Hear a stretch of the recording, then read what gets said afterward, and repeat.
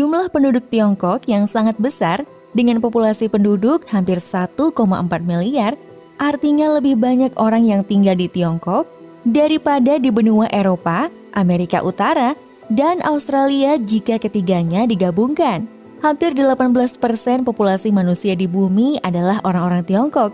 Sementara Tiongkok sendiri merupakan salah satu negara terbesar di dunia berdasarkan luas wilayahnya.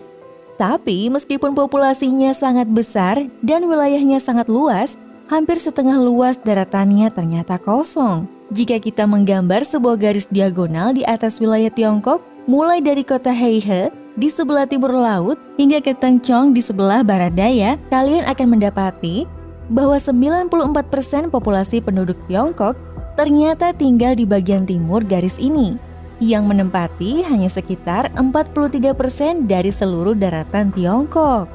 Hanya ada sekitar 6% populasi penduduk Tiongkok yang tinggal di bagian barat garis itu, yang menempati 57% wilayah daratannya. Lalu, kenapa penduduk Tiongkok lebih memilih tinggal di bagian timur wilayah ini?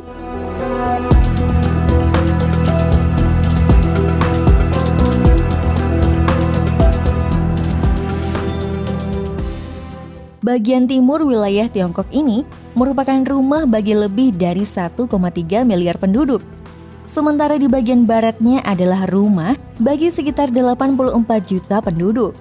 Perbedaan kedua bagian wilayah ini terlihat lebih jelas dari luar angkasa, di mana kalian bisa melihat cahaya berkilau terang yang menandakan sebuah peradaban di seluruh wilayah bagian timur, berbanding terbalik dengan sisi sebelahnya yang terlihat jauh lebih gelap dan kosong di bagian barat.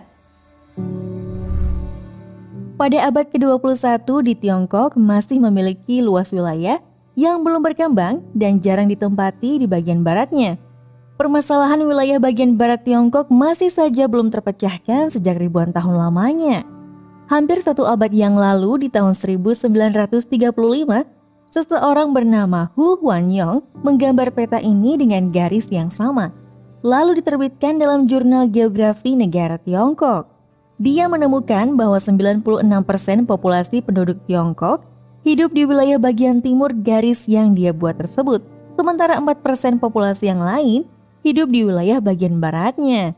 Saat itu, populasi penduduk Tiongkok hanya sepertiga dari populasi mereka saat ini, dengan sekitar 500 juta penduduk dan luas wilayah jauh lebih besar dengan masuknya Mongolia.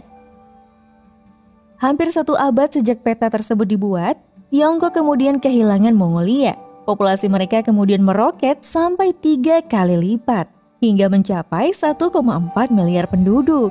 Mereka juga telah mengalami kekacauan dan pergolakan dari serangan Jepang, komunisme, dan sampai mengalami keajaiban dalam hal perekonomian, di mana pendapatan per kapita Tiongkok meningkat 17 kali lipat selama 4 dekade, yang membuat Tiongkok melambung menjadi negara dengan perekonomian global terbesar kedua di dunia. Terlepas dari semua perubahan itu, populasi penduduk Tiongkok tetap mengalami ketidakseimbangan antara wilayah timur dan baratnya secara konstan. Hal ini tetap terjadi sejak ribuan tahun lalu dan tidak ada satupun yang dapat memecahkan persoalan itu. Lalu, mengapa permasalahan demografi tersebut terus terjadi selama itu? Banyak alasan yang menjadi penyebabnya, tapi kita akan melihat kondisi geografis negara ini terlebih dahulu. Jawaban yang paling mudah mungkin adalah karena di wilayah bagian timur ini memang sangat cocok untuk peradaban dan menopang populasi yang lebih besar.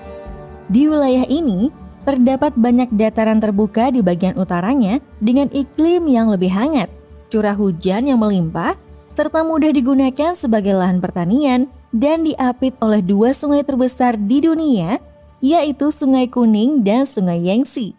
Di bagian selatannya juga terdapat perbukitan yang subur dan mendapat curah hujan yang lebih banyak dibandingkan bagian utaranya.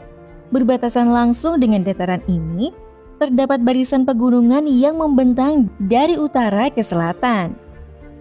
Lalu di bagian ini ada sebuah koridor kecil di antara Sungai Yangtze yang menuju ke cekungan Sichuan, di mana terdapat lahan datar tersembunyi yang dikelilingi oleh pegunungan di seluruh sisinya. yang memisahkan wilayah ini dari seluruh dataran yang ada di Tiongkok. Jika kita melihat peta dataran Tiongkok dengan peta kepadatan penduduknya secara bersamaan, dataran yang berada di utara, selatan, dan di cekungan Sichuan merupakan wilayah yang menjadi tempat tinggal hampir seluruh populasi negara tersebut. Sebab dataran dan cekungan merupakan wilayah yang paling mudah untuk dijadikan sebagai lahan pertanian, membangun sebuah kota, dan menumbuhkan populasi yang berujung pada berkembangnya peradaban dan kerajaan. Memang pada kenyataannya, dataran yang berada di wilayah bagian timur ini merupakan lahan pertanian terbaik dan tersubur yang pernah ditemukan di bumi. Sementara wilayah bagian baratnya benar-benar merupakan wilayah yang tidak bersahabat dan gak bisa dihuni yang berada di bagian bumi selain Antartika atau Greenland. Di beberapa bagiannya malah lebih tidak bersahabat lagi bagi kehidupan manusia dibandingkan gurun Sahara. Daratan yang ada di sini seluruhnya diselimuti oleh pegunungan yang tinggi dan gurun yang luas. Yang jelas bukanlah wilayah yang cocok untuk mengembangkan peradaban. Pegunungan Himalaya yang berada di bagian selatannya merupakan rantai pegunungan terbesar di dunia yang membayangi dataran tinggi Tibet, Gurun Gobi, dan Gurun Taklamakan. Pegunungan ini juga menghalangi wilayah tersebut mendapatkan curah hujan yang turun dari wilayah bagian timur. Udara dengan awan hujan dari Samudra Hindia akan membawa musim hujan yang kemudian menurunkan air dalam jumlah yang besar ke wilayah India, Bangladesh, dan Myanmar. Tapi pegunungan Himalaya yang tinggi menghalangi awan ini sehingga hujan sangat jarang turun, menyebabkan wilayah ini menjadi wilayah yang sangat kering dan membuat pertanian tradisional sangat mustahil dilakukan di seluruh dataran tinggi dan gurun yang ada di sini. Jika bukan karena kurangnya curah hujan yang menjadi penyebab sulitnya berkembang peradaban, maka temperatur adalah alasan lainnya. Luasnya cakupan wilayah yang dibayangi oleh pegunungan Himalaya membuat terjadinya Gurun Taklamakan dan Gurun Gobi. Tapi, lokasi keduanya yang dekat dengan Siberia menjadikan wilayah ini memiliki variasi temperatur yang sangat keras.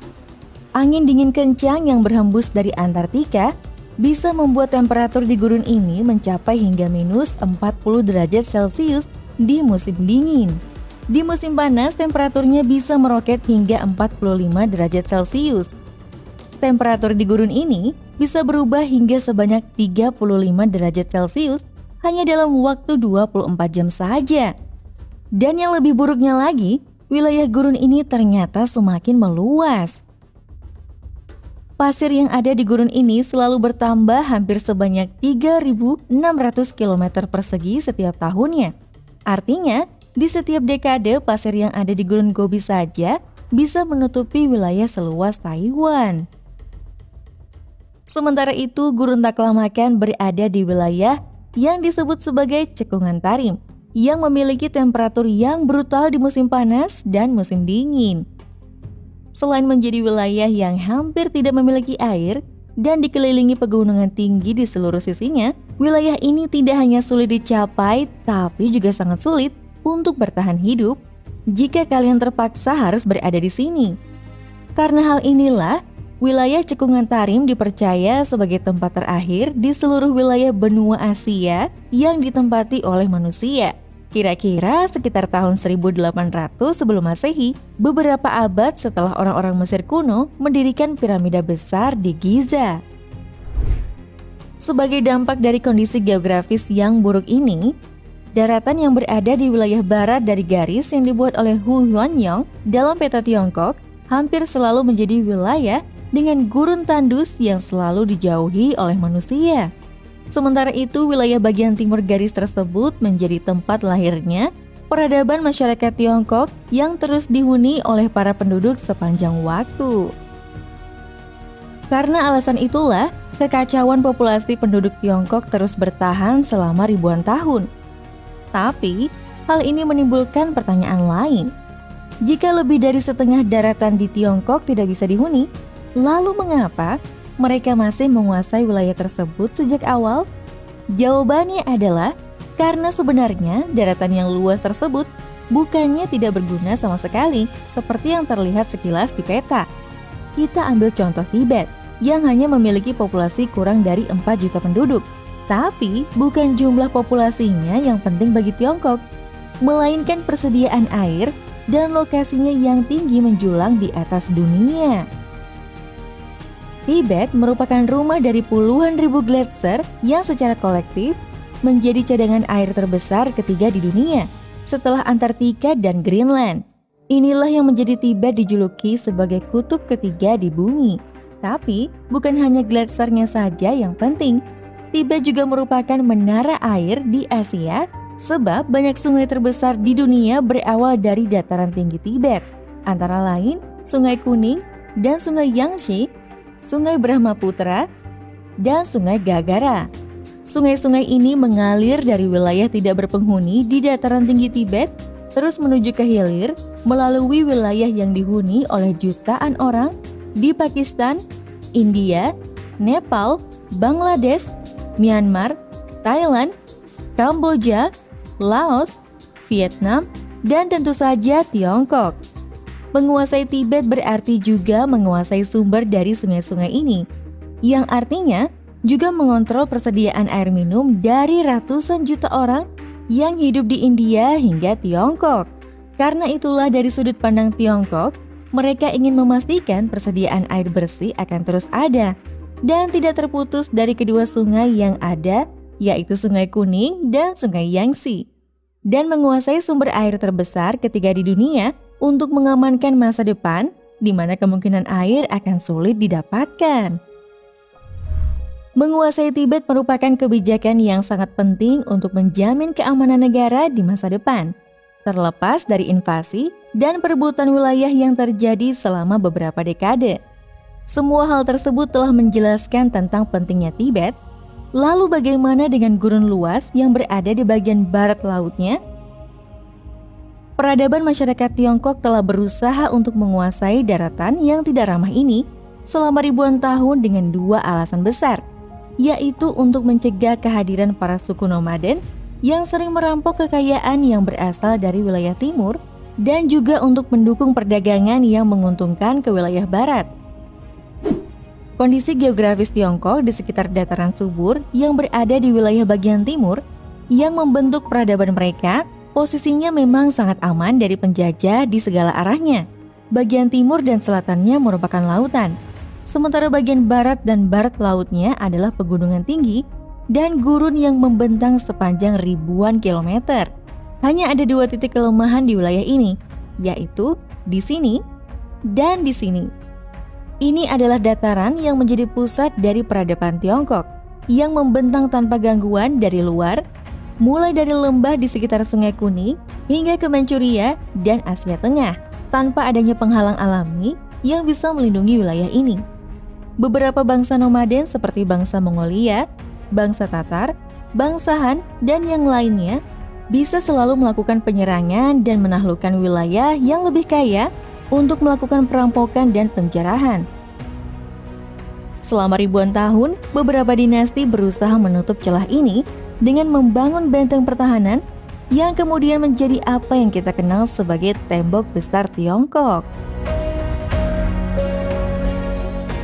Titik kelemahan lainnya jauh lebih kecil, yang melintasi sebidang lahan kecil yang berada di sini, yang dikenal sebagai koridor Heshi.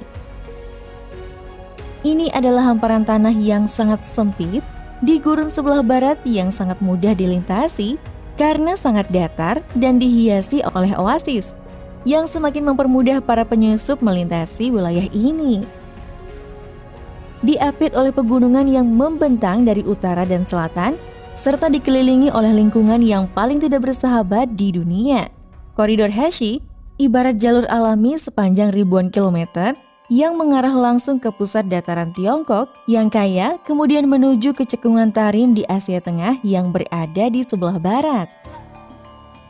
Selama ribuan tahun, bangsa nomaden atau pengembara dari Asia Tengah menggunakan koridor Heshi sebagai jalur transportasi pasukan mereka menuju dataran terbuka yang langsung menghubungkan mereka ke pusat peradaban Tiongkok. Hal ini menjadikan dilema bagi Tiongkok, apakah lebih murah menyuap bangsa nomaden untuk menghentikan serangan mereka atau melakukan serangan militer ke arah barat untuk menghentikan aksi mereka. Selama kekuasaan dinasti Tang pada abad ke-7, mereka memutuskan bahwa serangan militer jauh lebih murah. Melalui berbagai serangan dan penaklukan yang dilakukan pada masa dinasti Tang berkuasa, Tiongkok akhirnya berhasil menguasai koridor ini. Dan jauh lebih dalam lagi, hingga ke Cekungan Tarim, yang bertujuan untuk menundukkan bangsa nomaden dan mengamankan jalur sutra yang sangat vital bagi perdagangan mereka. Selain menjadi celah bagi penyusup untuk masuk ke wilayah Tiongkok, koridor Hashi juga merupakan jalur penting untuk transportasi perdagangan dan menjadi jalur yang sangat penting yang berada di barat laut Tiongkok. Melalui jalur ini, para pedagang langsung terhubung dengan pusat industri dan pertanian Tiongkok serta peradaban Islam yang ada di Asia Tengah dan Barat. Dan dari sana mereka juga bisa terhubung ke Eropa. Perdagangan melalui koridor ini membuat Tiongkok semakin kaya, sementara para bandit juga seringkali menyerang para pedagang yang melintasi jalur ini. Untuk menjamin perdagangan ini bisa terus terjadi dengan lancar, dan untuk menghentikan serangan bangsa nomaden, Tiongkok terus memperluas wilayah kekuasaan mereka hingga ke wilayah barat. Wilayah di sekitar Cekungan Tarim sangat kaya akan minyak. Sepanjang tahun 80 dan 90-an, perusahaan minyak nasional Tiongkok menemukan 26 sumber minyak dan gas di wilayah cekungan ini, yang diperkirakan mengandung sekitar 16 miliar ton cadangan minyak dan gas. Saat ini, Cekungan Tarim menyuplai lebih dari 1/5 kebutuhan minyak Tiongkok dan menjadi sumber energi yang sangat penting bagi mereka untuk dimiliki. Jadi, itulah beberapa alasan mengapa selama ribuan tahun, peradaban Tiongkok terus meluas dari wilayah bagian timur hingga ke wilayah bagian barat yang tidak bersahabat.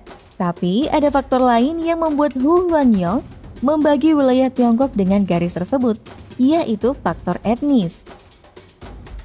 Secara keseluruhan, Tiongkok sebagian besar sangat homogen secara etnis, dengan lebih dari 92% populasi penduduk yang merupakan etnis Han. Hampir seluruh etnis Han ini hidup di wilayah bagian timur garis yang dibuat oleh Huanyong, yang kemudian dikenal sebagai garis Heihe Tengchong. Sementara 8% lagi merupakan beragam etnis minoritas yang hidup di wilayah bagian barat garis tersebut. Antara lain orang-orang Tibet yang tinggal di barat daya dan suku Uighur yang tinggal di sekitar Cekungan Tarim di barat laut yang pendapatan per kapitanya rata-rata 15% lebih rendah dibandingkan dengan wilayah industri di bagian timur yang mayoritas dihuni oleh etnis Han. Hal ini jugalah yang membuat Tiongkok hanya memiliki satu zona waktu resmi. Dari Manchuria hingga ke perbatasan Afghanistan memiliki zona waktu yang sama karena 1,3 miliar etnis Han yang tinggal di wilayah bagian timur dan memiliki zona waktu yang sama lebih penting dari 84 juta etnis non-Han yang tersebar di wilayah bagian barat. Bagaimanapun hal ini kemudian menjadi permasalahan serius yang harus dihadapi oleh pemerintah Tiongkok. Karena secara kultur dan perekonomian mereka terbagi antara wilayah bagian timur dan barat. Orang-orang Tibet dan Uighur sering bertentangan dengan otoritas terpusat pemerintah Tiongkok yang ada di wilayah bagian timur. Dan pemerintah Tiongkok sendiri seringkali melakukan tindakan keras pada mereka yang melakukan pertentangan. Selama ribuan tahun, Tiongkok telah memberlakukan ekspansi ke wilayah barat dengan cara mereka sendiri, dan saat ini di era modern, jutaan etnis Han berpindah dari timur ke barat menyeberangi garis Heihe Tengchong atas dasar pertumbuhan ekonomi. Tiongkok berhasrat untuk bisa membangun bagian barat wilayahnya dengan bantuan teknologi modern. Tapi hal ini mengakibatkan ketakutan bagi orang-orang Tibet dan Uighur karena cara hidup mereka, bahkan kebudayaan mereka akan tergerus atas nama pembangunan. Kamu tahu, logika membawamu dari A hingga Z, sedangkan imajinasi akan membawamu ke semua tempat, dan disinilah kamu bisa menemukan apapun di dalam planet ini. Seperti biasa, jika kamu ingin aku membahasnya, silahkan tulis di kolom komentar ya. Sampai jumpa lagi di video selanjutnya. Bye!